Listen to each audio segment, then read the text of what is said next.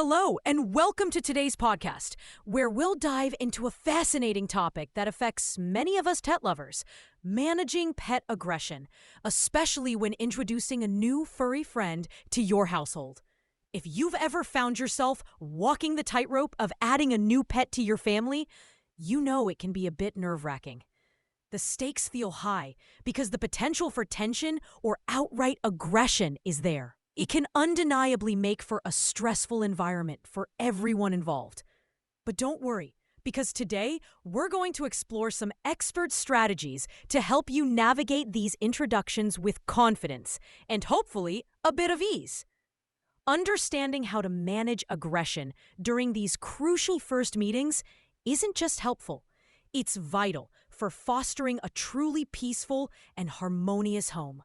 And that's what we all want, right? Let's dive right in by looking at two primary strategies that have proven effective over the years: behavioral training techniques and environmental modifications. These are the two heavy hitters in our toolkit, and we're going to weigh their pros and cons to help you decide which might be the best fit for your unique household. First up, behavioral training techniques. From my experience, when it comes to tackling the root cause of aggression, these techniques are the undeniable champions. We're talking about things like positive reinforcement and gradual exposure. They essentially teach your pets new, positive associations and responses. It's about reshaping behavior from the ground up. This approach is fantastic for creating lasting change and achieving true peace in your home. On the other side, we've got environmental modifications. These focus on creating a calming, safe space. Think of them as excellent immediate tension reducers. They might not reach the underlying behavioral issues, but they work wonders for calming things down quickly. For example, setting up separate zones or using calming scents can provide immediate relief from tension. It's like setting the stage for a peaceful coexistence. Now let's talk about ease of implementation. Environmental modifications shine here.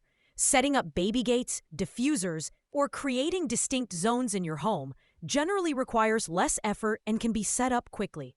It's a bit like instant magic for diffusing tension. Training, on the other hand, requires a significant commitment of patience and consistency. It's definitely more of a marathon than a sprint. When we consider the cost, behavioral training can be quite cost-effective, especially if you're willing to roll up your sleeves and put in the time yourself. Using free resources and online guides. However, if you decide to bring in a professional trainer, which can be incredibly valuable, it does come with a notable price tag. Environmental changes, by comparison, generally involve upfront costs for things like crates and gates, but these are often one-time purchases. Let's talk time investment. Training demands daily dedication and consistency. It's intense, but can lead to profound transformations in behavior. Environmental modifications are quicker to implement, providing almost immediate relief.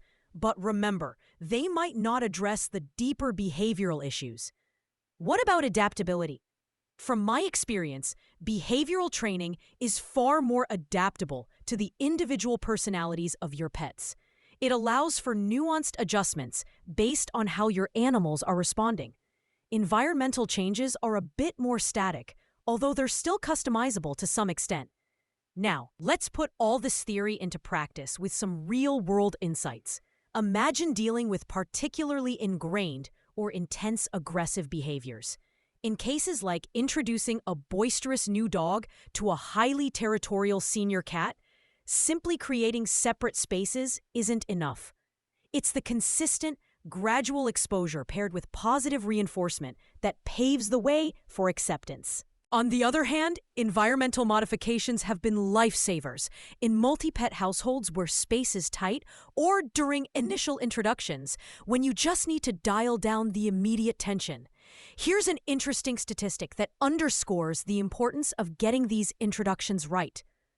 Dog bite incidents have been on the rise, with over 1,500 reported in Florida alone last year.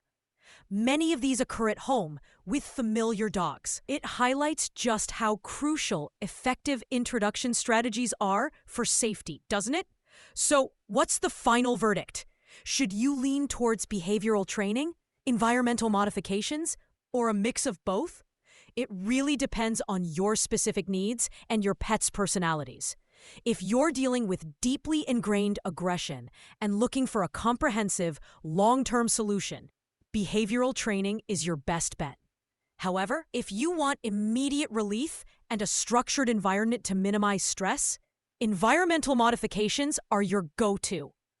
Ultimately, a holistic approach that combines both strategies can be incredibly effective.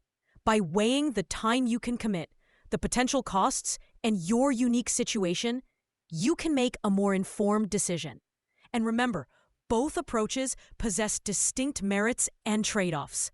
Behavioral training might demand more time and consistent effort, but it's the path to durable solutions for aggression, fostering genuine understanding between pets. Meanwhile, environmental changes serve as an important initial step and ongoing support system. Thanks for tuning in today. I hope you found these insights helpful as you navigate the sometimes challenging but always rewarding journey of introducing a new pet to your home. Remember, patience and consistency are your best friends in this process. Until next time, take care and give your pets a little extra love from me.